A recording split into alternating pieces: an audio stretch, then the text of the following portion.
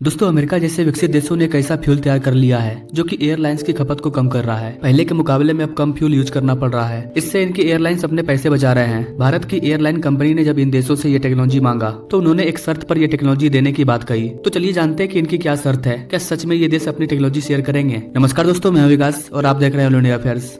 दरअसल दोस्तों इस फ्यूल का नाम है सेप यानी कि सस्टेनेबल एविएशन फ्यूल, जो कि अभी तक सिर्फ विकसित देशों के पास है कि जब भारतीय कंपनियां उसके कंपनियों के साथ ज्वाइंट वेंचर यानी कि पार्टनरशिप करेगी तभी वो सेप की टेक्नोलॉजी शेयर करेगा। लेकिन इससे पहले ही भारतीय वैज्ञानिकों ने अपना तरीका खोज निकाला जिससे हम अमेरिका की तरह सेप बना सकते हैं और उसे अपनी एविएशन इंडस्ट्री में यूज कर सकते हैं। यह एक जेट फ्यूल है जिसे एग्रीकल्चरल वेस्ट, कुकिंग ऑयल, खराब हो चुके हुए इंजन ऑयल और होटल में जो तेल बचा हुआ होता है, इन्हीं सभी का यूज करके सेप को तैयार किया जाता है। एक तरह से यही इसकी खासियत है, क्योंकि इसे बनाने के लिए हमें दूसरे देशों पर डिपेंड नहीं होना पड़ेगा। टेक्नोलॉजी की जरूरत हमारे वैज्ञानिकों ने पूरी कर दी है और बाकी रॉ मटेरियल तो हमारे यहाँ पर मौजूद है ही। अब बस हमें प्लांट सेटअप करके प्रोडक्शन स्टार्ट करना है। आपको बता दें कि IOC यानी कि इंडियन ऑयल कॉर्पोरेशन ने 2026 तक पानीपत में देश का पहला सेप प्लांट शुरू करने का प्रोजेक्ट लॉन्च किया है। IOC इंडियन ऑयल कॉर्पोरेशन 50% की हिस्सेदारी के साथ ज्वाइंट वेंचर के जरिए सेप का प्रोडक्शन शुरू करेगी, जिसमें 50% की हिस्सेदारी अमेरिकी कंपनी लेंजाजेट का होगा, क्योंकि लेंजाजेट alcohol to jet technology Bharat को दे रहा है जिससे सेप बनाया जाएगा। इंडियन इंस्टीट्यूट ऑफ पेट्रोलियम, इन्होंने देहरादून में 14,000 लीटर से अधिक सेप का उत्पादन किया है। इसके अलावा एक और कंपनी है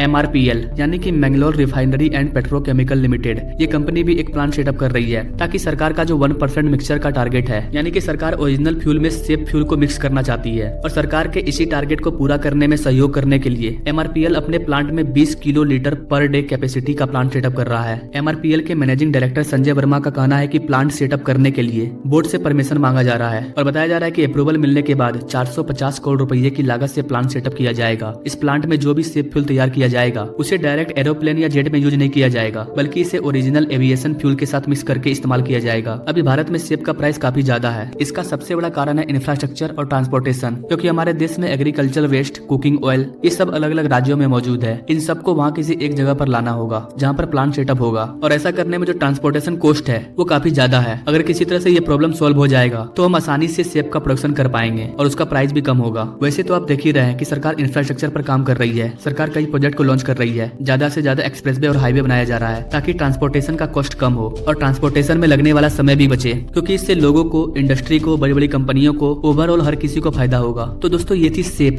यानी कि सस्टेनेबल एविएशन फ्यूल की पूरी जानकारी। आपको क्या लगता है गाइस, इंडियन ऑयल कॉर्पोरेशन साल 2026 तक पानीपत में सेप का प्रोडक्शन स्टार्ट कर देगी? आप अपने राय कमेंट बॉक्स में जरूर दीजिए और ऐसे लेटेस्ट अपडेट के बारे में जानने के लिए मेरे चैनल से जरूर जुड़िए। Now thank you for watching. मिलते हैं अगले वीडियो में नई जानकारी के साथ, तब तक के लिए जय हिंद।